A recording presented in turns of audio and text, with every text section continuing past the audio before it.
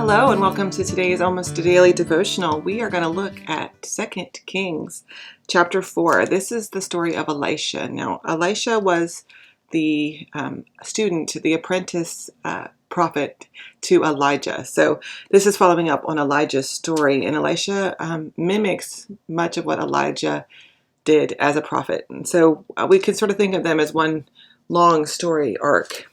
This is chapter 4. When Elisha returned to Gilgal, there was a famine in the land. A group of prophets was sitting before him.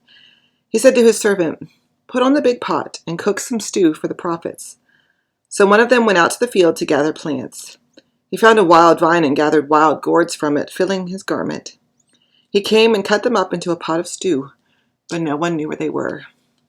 The stew was served to the men, but as they started to eat it, they cried out and said, "There is death in that pot, man of God." They couldn't eat it. Elisha said, "Get some flour." He threw it into the pot and said, "Serve the people so they can eat." At that point, there was nothing bad left in the pot. Now, I don't know how many cooking disasters you've had in your life, but I've found that throwing flour in a pot often fixes it. It's like the go-to solution, right? Or you add sugar or vinegar. It depends on what's wrong with it. But generally, if there's some simple fixes you can do to make your food taste a little better, right? But I don't think Elisha here was worried about how good his food tastes. I don't think he was trying to make the stew taste good. And I don't think it was a metaphor that the men who ate the pot were like, there's death in this pot, which meaning this tastes like death or this is disgusting or awful, right? And all Elisha did was throw a little flour in the pot. And I don't think that that flour in the pot eliminated the poison that was in the stew. So what is actually happening here? This is an act of God. It's an act of demonstrating a trust in the prophet, a trust in the leader who was called to them to speak to them. It's an act of trust in the community that they can trust the words of Elisha when Elisha says this is safe. They knew Elisha. They had a relationship with him. And they were trying to protect him by telling him there was death in the pot, right? And so you see here a two-way communication. That the people from the people who were there to hear Elisha cared for him and took care and wanted what was best for him. But Elisha similarly wanted what was best for the people who were there to be a part of that group.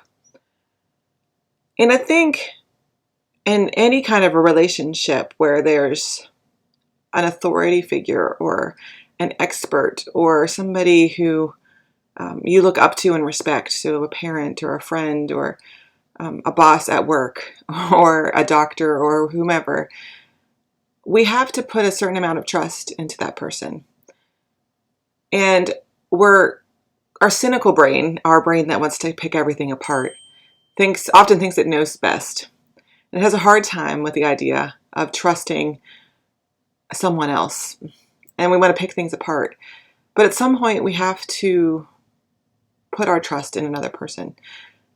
And I think when we find people we can trust and voices we can listen to, where we can say, Elisha's not going to kill us, then it relieves us of so much anxiety and so much worry and so much of what weighs us down.